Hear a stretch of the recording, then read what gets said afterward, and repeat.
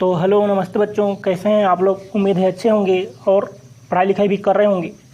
ये छत्तीसगढ़ बोर्ड कक्षा 10वीं सितंबर 2020 का जो गणित विषय का असाइनमेंट आया है, इसमें आपके 6 सवाल हैं और ये 20 नंबर का है। तो कुछ बच्चों का मुझे मैसेज आया था कि सर आप असाइनमेंट किस तरह से लिखेंगे, थोड़ा बता दीजिए। तो मैंने आप लोगों के पूरे 6 के 6 सवाल हल कर दिए हैं और आप लोगों को जल्दी जल्दी बता देता हूँ। तो ये है आप लोगों का, देखिए आपको अच्छे राइटिंग में बनाना है और अच्छे से लिखना है, साफ़ सुथरा। मैं जल्दीबाजी में किया इसलिए मेरे से अच्छा नहीं बन पाया, लेकिन आप लोगों को साफ़ सुथरा करना है, ठीक है। तो आप लोगों का पहला सवाल था, यदि भाजक 3x का घात 2 ऋण 2x धन 2 भागफल x धन 1 तथा शेषफल 3 है तो भाज्य ज्ञात कीजिए। ये आप लोगों का पहला सवाल था।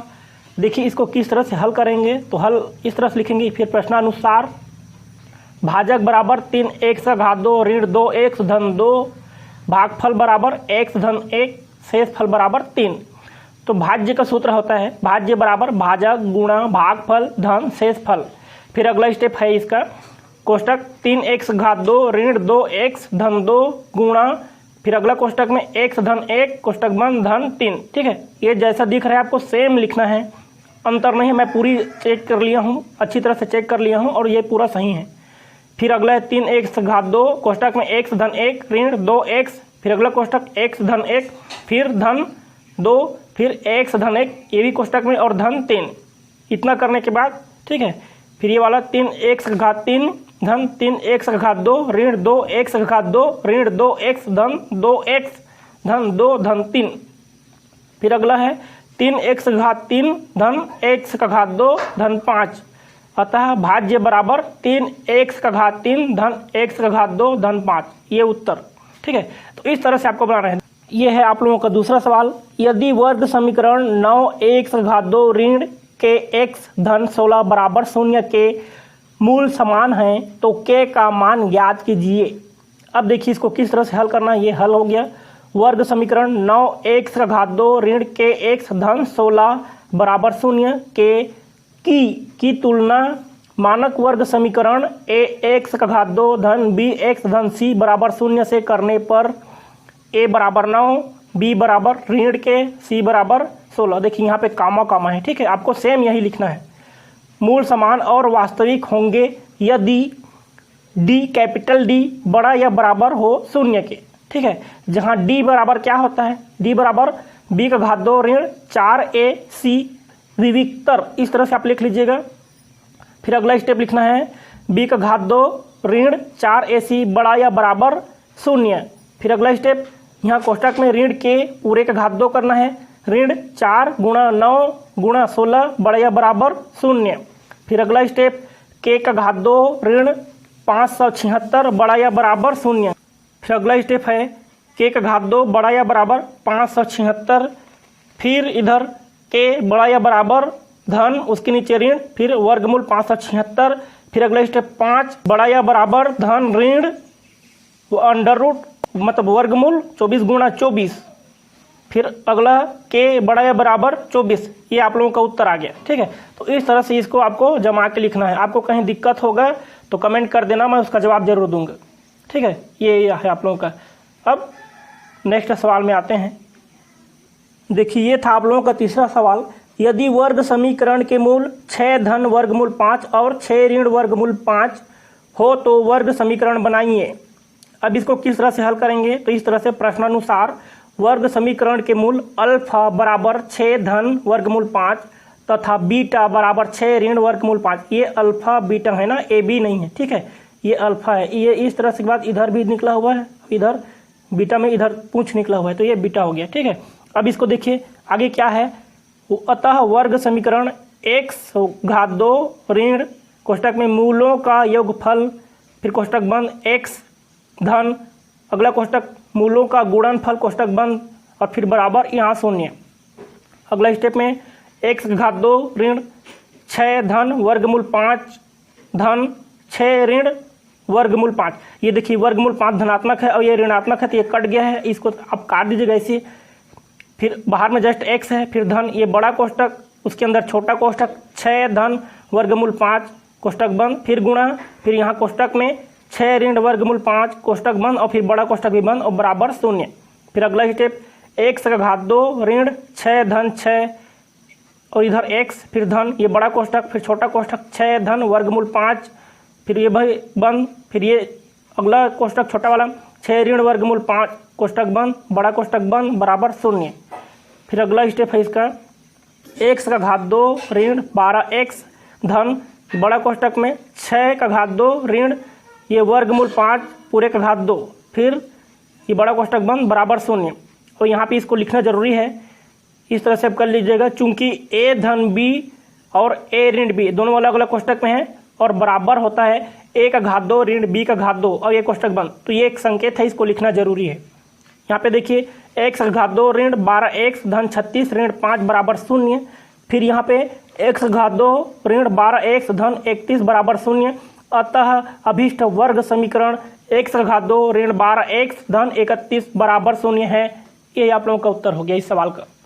अब नेक्स्ट सवाल देखते हैं। चौथा सवाल था के किस मान के लिए दिए गए समीकरण निकाय 5x ऋण 7y ऋण 5x ऋण 7y ऋण 5 बराबर 0 और 2x धन ky ऋण 1 बराबर 0 का अद्वितीय हल होगा।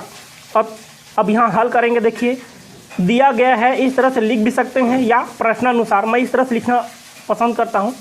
समीकरण 5x ऋण 7y ऋण 5 बराबर 0, फिर अगला इसी को हल कीजिए 5x ऋण 7y बराबर 5, ये पहला समीकरण इस तरह से लिख दीजिएगा, तथा 2x धन ky ऋण 1 बराबर 0।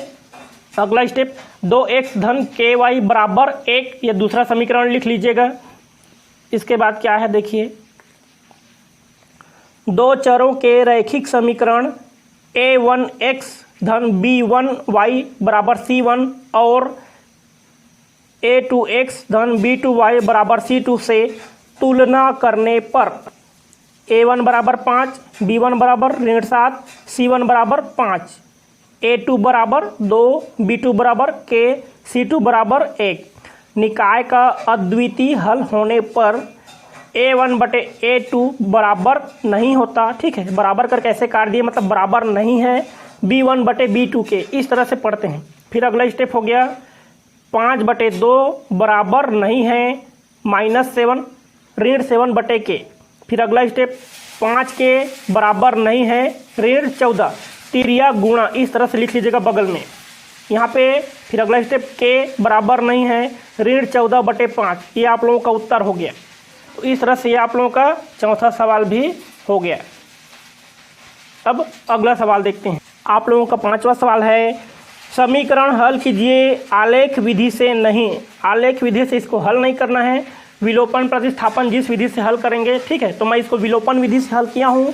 तो देखिए समीकरण आपका सवाल है 4x ऋण 5y धन 16 बराबर 0 और दूसरा 2x धन y ऋण 6 बराबर 0।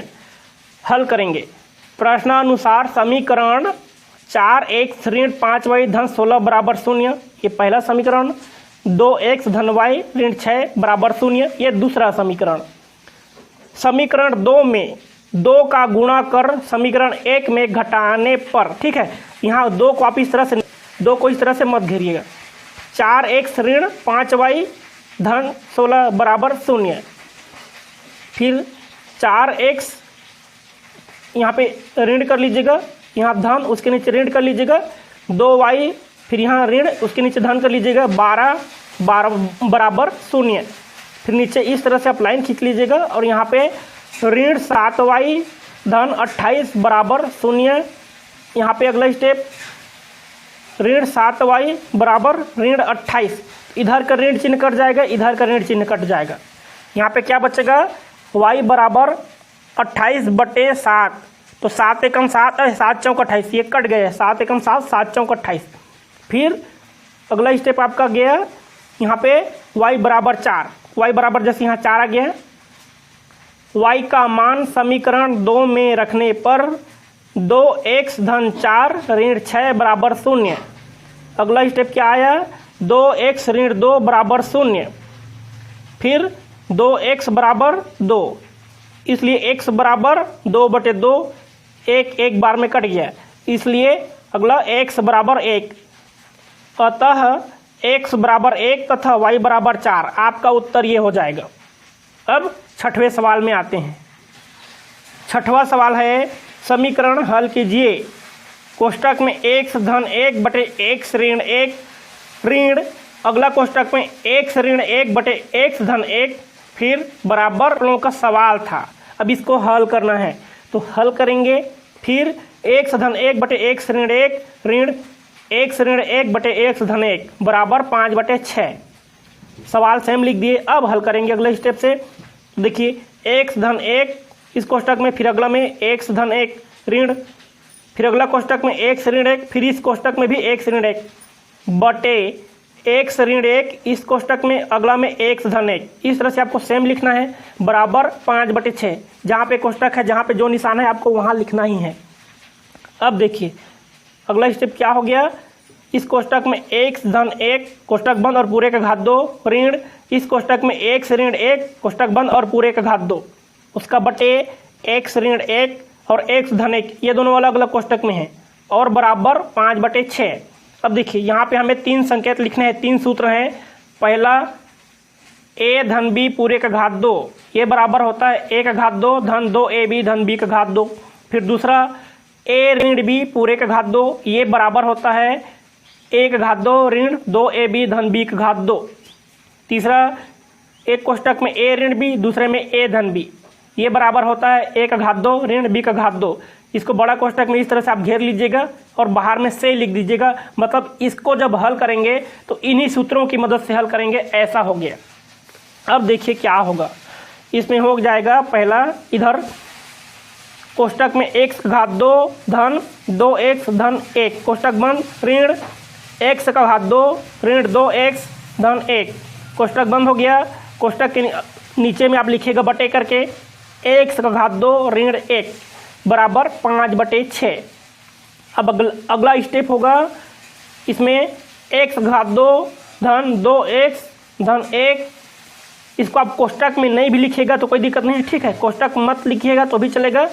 x का घात 2 धन 2x धन 1 ऋण x घात 2 धन 2x ऋण 1, यहाँ पे धनात्मक 1 और यहाँ ऋणात्मक 1 कट गया है।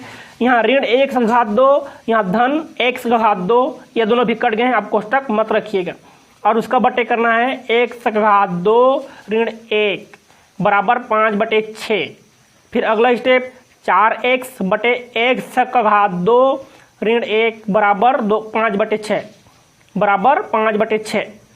फिर अगला स्टेप है 4x का गुणा 6 से बराबर x का घात 2 ऋण 1 पूरे का गुणा 5 से, यहाँ लिख लीजिएगा तिर्या गुणा, ठीक है। ये गलती हो गया था यहाँ। फिर अगला स्टेप 24 गुणा, ये 6 चौक 24 हो गया, 24x बराबर 5x का घात 2 ऋण 5।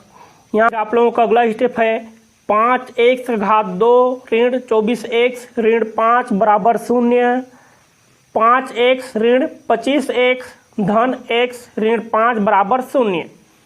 अब देखिए अगला है कोष्टक में 5x का घात 2 ऋण 25x, फिर कोष्टक बंद और धन, अगला कोष्टक x ऋण 5 कोष्टक बंद बराबर 0। फिर 5x कोष्टक के बाहर, कोष्टक में x ऋण 5 और यहाँ धन 1, फिर कोष्टक में x ऋण 5 कोष्टक बंद बराबर 0। यहाँ पे रखेंगे अगला एक कोष्टक में 5x धन 1, फिर अगला कोष्टक के अंदर x ऋण 5 और फिर इधर बराबर 0। जैसा है आपको सेम लिखना है। उसके बाद 5x धन 1 बराबर 0, यहाँ कामा लगा लीजिएगा अल्प विराम, x ऋण 5 बराबर 0। फिर अगला 5x बराबर ऋण 1, यहाँ x बराबर 5, यहाँ पे देखना है x बराबर ऋण 1 बटे 5 करना है, यहाँ बीच बीच में अल्प विराम है, और यहाँ x बराबर 5 करना है। ये गलती से हो गया था, ठीक है। तो इस तरह से होगा। अतः x बराबर ऋण 1 बटे 5 तथा 5 आपका उत्तर हो गया। तो देखिए इस तरह से आपको बनाना है, ठीक है। और वीडियो अच्छा लगे तो प्लीज़ लाइक ज़रूर कीजिए और चैनल को सब्सक्राइब कर दीजिए। अब जब भी आएगा आपका असाइनमेंट मैं आप लोगों को बना के बता दूंगा। और मुझे ये सवाल देर से पता चला, इसलिए मैं देर से बना रहा हूँ, इसके लिए क्षमा चाहता हूँ आप लोगों से। Thank you.